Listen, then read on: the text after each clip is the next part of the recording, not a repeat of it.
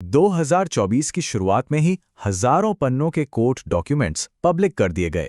Internet पर इन्हें एक नाम मिला, एप्स्टीन फाइल्स, और इनके बाहर आते ही अटकलों और गलतफहमियों का जैसे एक तूफान सा आ गया। तो सवाल यही उठता है कि इन दस्तावेजों में सच क्या है और क्या नहीं।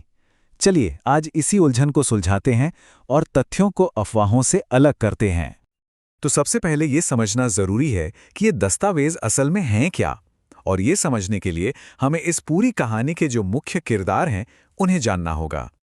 जेफरी एप्स्टीन एक बहुत अमीर फाइनेंसर था जिसके कनेक्शंस दुनिया के सबसे पावरफुल लोगों के साथ थे। 2019 में उस पर नाबालिगों की सेक्स ट्रैफिकिंग के बहुत ही संगीन आरोप लगे और उसे गिरफ्तार कर लिया गया। लेकिन कहानी में एक बहुत बड़ा ट्विस्ट तब आया जब मुकदमे से पहले ही जेल में उसकी मौत हो गई। अब ऑफिशियल वजह तो बताई गई आत्महत्या, लेकिन आज तक इस पर सवालिया निशान लगे हुए हैं। तो ये एप्स्टीन फाइल्स आखिर हैं क्या? देखिए, सबसे बड़ी जो गलतफहमी है वो यही है कि ये कोई क्लाइंट लिस्ट है। ऐसा बिल्कुल भी नहीं है। असल में ये कोर्ट के बहुत सारे दस्तावेज हैं जो अलग अलग सिविल मुकदमों से निकले हैं, और ज्यादातर का कनेक्शन गिस्लेन मैक्सवेल के केस से है। इन पन्नों में क्या क्या है? इसमें गवाहों के बयान हैं, अदालत में दी गई लिखित गवाहियां हैं, ईमेल्स हैं, कानूनी बहसबाजी है। मतलब ये कोई सीधी सादी लिस्ट तो बिल्कुल नहीं है। ये तो एक बहुत ही पेचीदा कानूनी मामले का पूरा कच्चा चिट्ठा है। और अब आते हैं उस सबसे जरूरी बात पर, जिसको लेकर सबसे ज्यादा कंफ्यूजन फैला हुआ है। और वो ये है कि किसी का नाम इन डॉक्यूमेंट्स में आ जाने का मतलब ये बिल्कुल नहीं है कि वो दोषी है। देखिए, हमें यहां पर दो शब्दों के बीच का फर्क समझना होगा, आरोप और अपराध। आरोप यानी एलिगेशन, ये बस एक दावा है जो किसी ने किया है, इसे अभी तक साबित नहीं किया गया है। जबकि अपराध यानी क्राइम वो होता है जो अदालत में कानून की नज़र में साबित हो चुका हो। इन दोनों में जमीन आसमान का फर्क है।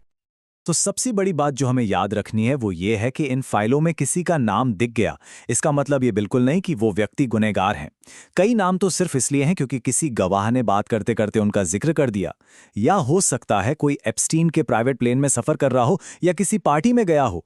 तो नाम का होना एक बात है और दोषी होना वो बिल्कुल दूसरी बात है। अब देखिए, ये केस सिर्फ एक इंसान के गुनाहों की कहानी नहीं है। ये हमें उस खेल के बारे में भी बताता है जो ताकत, पैसे और असर रसूख के दम पर खेला जाता है, और कैसे ये खेल कभी कभी न्याय के रास्ते में दीवार बन जाता है। इस पूरे मामले ने हमारे सिस्टम पर ही कई बड़े सवाल खड़े कर दिए हैं। जैसे एप्स्टीन को पहले के मामलों में इतनी हल्की फुल्की सजा देके कैसे छोड़ दिया गया? शुरू में जो जांच हुई उसका दायरा इतना छोटा क्यों रखा गया? और सबसे बड़ा सवाल तो यही है कि क्या पैसा और पावर न्याय के तराजू को झुका सकता है?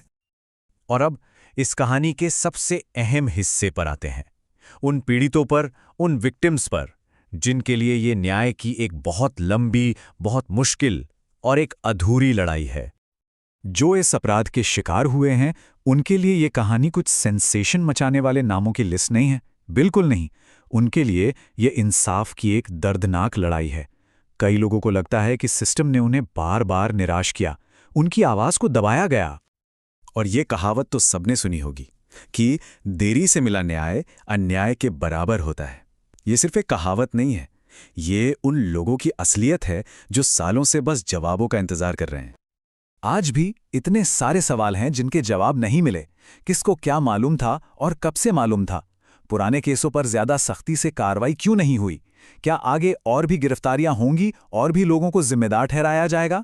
और ना जाने कितने जवाब तो आज भी सीलबंद फाइलों में कैद हैं। सवाल यह है कि क्या वो कभी बाहर आ भी पाएंगे? तो आखिर में ये एप्स्टीन फाइल्स शायद पूरी सच्चाई न बताती हों, लेकिन ये एक बहुत जरूरी बात याद दिलाती हैं कि जब पावर बिना किसी जवाबदेही के काम करती है तो सच की जरूरत सबसे ज्यादा होती है। ये कहानी अभी खत्म नहीं हुई है, क्योंकि न्याय को अभी भी अपने जवाबों का इंतजार है।